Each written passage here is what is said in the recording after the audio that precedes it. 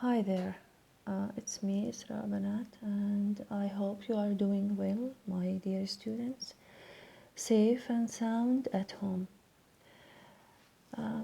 Regarding our English material, we will be having these recorded sessions. Now, they are divided into kind of short clips in order to enable you to follow up easily each time and on time. So let's get started. As I previously sent you, we started with Unit 7, and now we reach the reading passage. Now I suppose honestly that you have already read this passage, and I sent you a typed sheet of extra vocabulary that are underlined every now and then, right? So now what was planned is to start with you with some pre-reading questions, okay? So what is the passage is about? The passage, you can just go back to the passage, see the pictures, notice the title, see roughly some information that may lead you to the topic itself, okay? So obviously it's about Mountain Everest. Now what's the highest mountain in the world? What is the highest mountain in the world?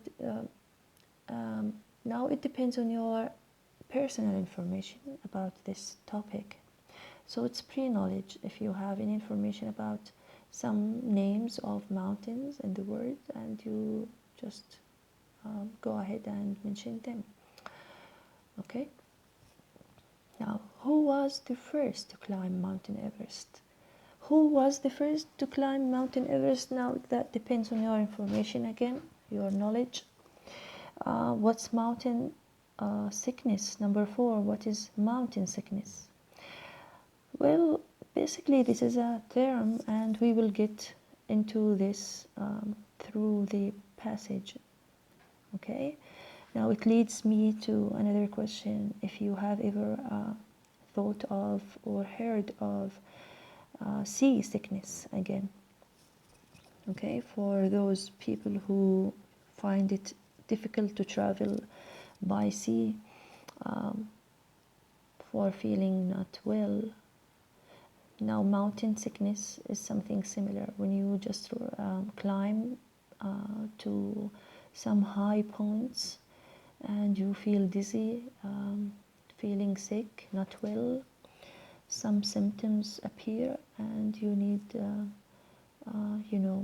change this position, or to change your place maybe, right? Okay, so these were some pre-reading questions, and just to lead us to the actual text, right?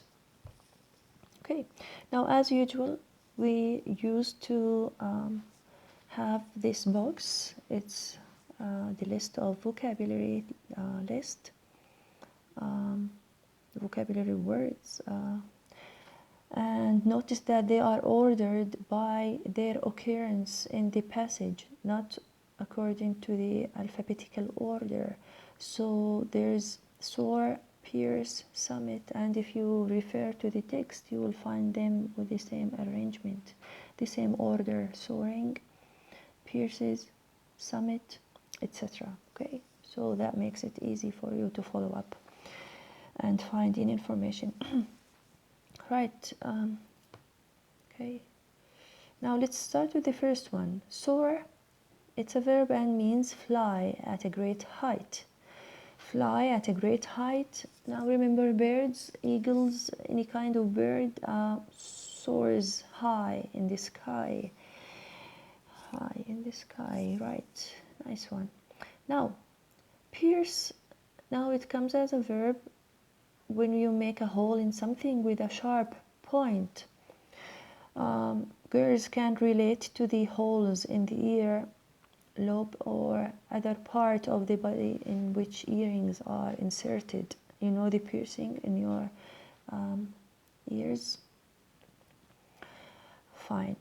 Now, summit is a noun, and it means simply the top of a mountain, right? It's easy. Altitude. Now, altitude is a noun again, and it's the height of something very high up, being very high up. Now, altitude, it's a near synonym of elevation. Remember elevation that we talked about in the previous unit? In the previous unit, we talked about elevation, the mountain elevation, the mountain height, building elevation, etc. Now, require is a verb, and you need to know that the meaning of it is need. Okay? Now, it came across many times, actually. It's not the first time to have it. Requirement, and notice the ment suffix at the end of the word. Needing something that you need. Right. Now, for this, you need to be accurate a little bit, because this is a nice word, and you need to be pronouncing this well. You need to cut it if you want, and divide it into its pieces, its syllables.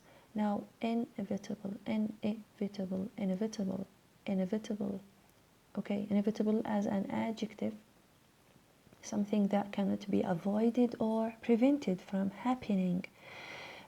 When you add ly, so it's an adverb, as you can see, necessarily cannot be avoided.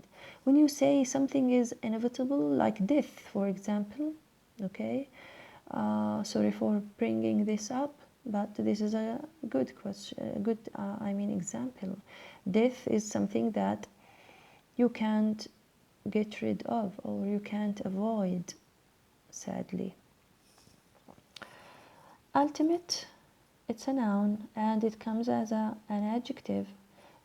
Same pronunciation, same spelling, of course, but the position in the text just controls the meaning. Ultimate as a noun, final result or stage. Ultimate as an adjective, uttermost, final. It's enough to just recognize final meaning. So you say, for example, my ultimate goal in life is to be an English teacher. Kidding. Okay. Expedition. Expedition. Now, when you go on a long journey for a special purpose, now you are going on an expedition. So it's a long journey for a long purpose, special purpose. It can be adventurous purpose, discovery purposes. Potential. Again, potential has the same spelling when it comes as an adjective and a noun. Now, potential may possibly happen. Like, for example, when you ask someone, what are the potential, for example, solutions for this problem? What are the potential choices that are left? Potential, promise, not, or likelihood. Potentially, adverb, possibly, may happen. Now, fatigue. Fatigue is being very tired. So great tiredness. Tiredness, it's tired, but with adding the ness to make it a noun. Right. Now, purchase, recruit, extreme, first bite. These are the extra 4 words that are left for you to look them up, right? So purchase, it's purchase, not purchase, it's purchase, chess. Recruit, extreme, first bite. Okay. Now, I have prepared the meanings for you to be certain, because we need only these. Purchase as a verb. Now it came as a verb actually. This is the colored one. Must plan, purchase, and carry. So this is a verb, means to obtain by paying money. When you buy something, you just give money, pay money, and you get something in return. Okay. Recruit as a verb, it means to enlist, to put on a list. Okay, so this is the verb of adding on a list new members, to enlist new members. Now extreme and frostbite, we need to link them together because they just came in the text as you know, as you can see, connected.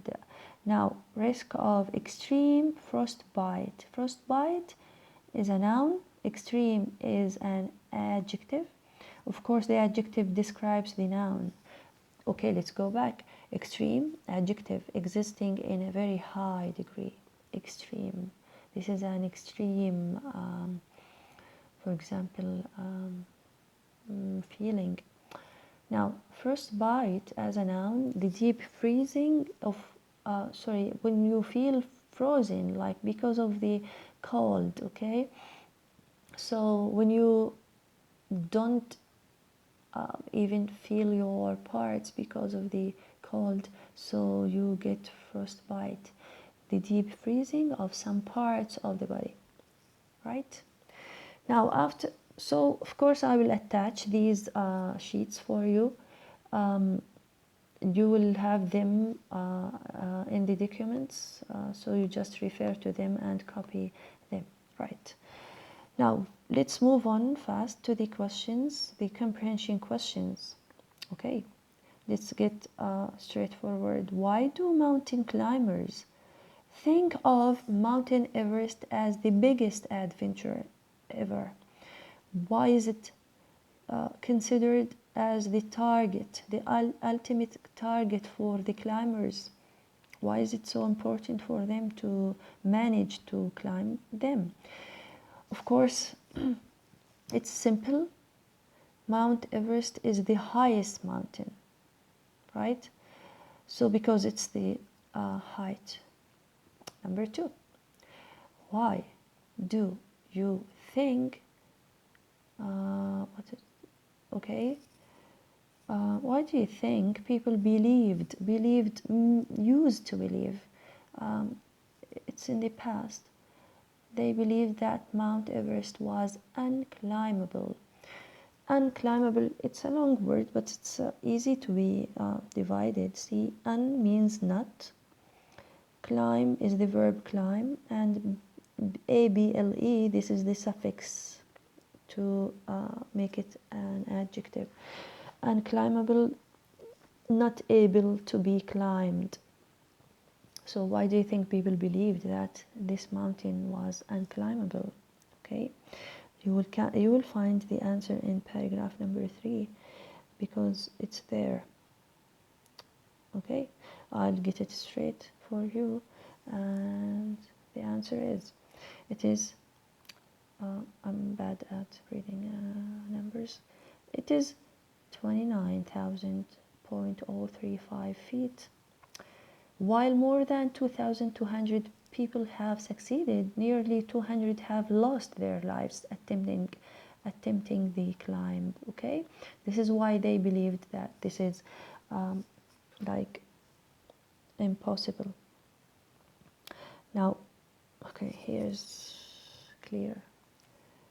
Now, have you? No, I haven't. Okay, would you say that in reality Mallory and Irvine were the first climbers at Mount Everest? Give the reasons now. Give your reasons now. This is up to you to answer this. I mean, your own answer. You need to go back to the text and find the answer. Okay. Now, number 4. Why was buying food for the mountain expeditions as a priority? Priority means the number one on the list. Yani It's the most important thing to do before going up a mountain. Why was buying food a priority, an important thing? Why? Of course, you will find it in the paragraph, fifth paragraph. Okay. In addition to humans, not many creatures or plants can live in high altitudes.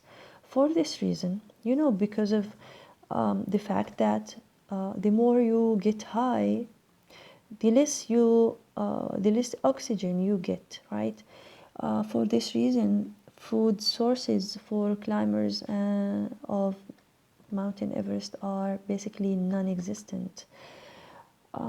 So the answer obviously is food sources for climbers at Mountain Everest are relatively non-existent. There is no food up there. Okay. Now question number 4 is done. Number 5, what do Everest climbers suffer from? What's these difficult circumstances, difficult conditions, difficult things that they face during their expedition? Okay, so it's a long answer, but I just underlined the main points that I need you to focus on. They suffer from extreme frostbite, obvious potential for long falls, so they imagine that they will fall. Effects of extreme high altitude, often called mountain sickness. You will find headaches, cloudiness of thought, lack of sleep, loss of appetite and fatigue, right? You will find them in paragraph number 4, the top of the second side of the page, right? So the last question, I know that you are tired, but just bear with me. Number 6, do I give you sit down, stand up? Okay. Where is it?